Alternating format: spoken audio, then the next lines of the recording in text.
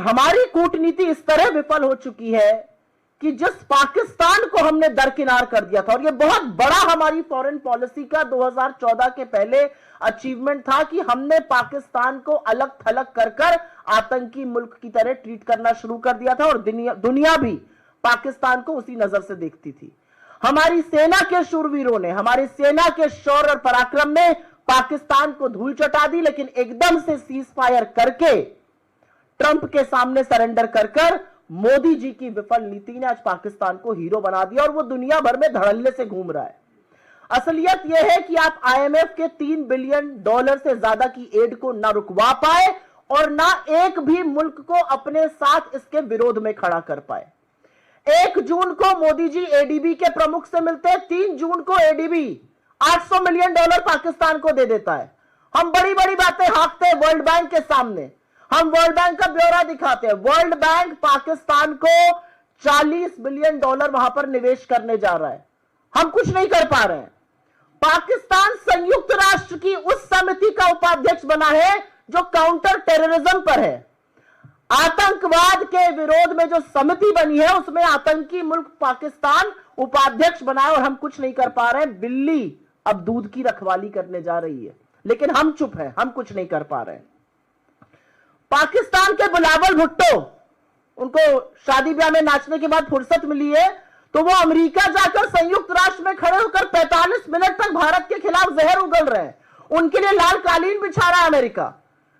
तो सवाल इस बात का है कि जब 27 तारीख को हमारा डेलीगेशन कुवैत पहुंचता है और वहां पर अपना पक्ष रखता है, तो कुवैत 28 तारीख को पाकिस्तान पर 19 साल के लगे वीजा प्रतिबंध को क्यों हटा देता है? और आज बड़े बड़े देश पाकिस्तान के साथ खड़े हुए उनके खेमे में क्यों नजर आ रहे हैं? असलियत यह है कि रूस ने हमारे बारे में अभी तक एक भी बोल्ड वक्तव्य नहीं दिया। असलियत यह है कि पाकिस्तान दुनिया भर में जा रहा है, उसको लाल कालीन, एक रेड कारपेट वेलकम मिल रहा है। वो पाकिस्तान जो अलग थलग पड़ा था आज मेन स्ट्रीम में आ गया है। असलियत यह है कि अमेरिकी राष्ट्रपति पाकिस्तान के नेता को भी महान बता रहे हैं, उस आतंकी मुल्क के नेता को जहां पर हाफिज सईद, जहां पर मसूद अजहर, जहां पर दाऊद इब्राहिम, जहां पर उनका उसामा बिन लादेन मिला था, वो आज महान देश हो गया है। और पाकिस्तान और हिंदुस्तान का नाम एक ही सांस में ले रहे हैं, हमारे समकक्ष लाके हमारी बराबरी में लाकर खड़ा कर रहे हैं।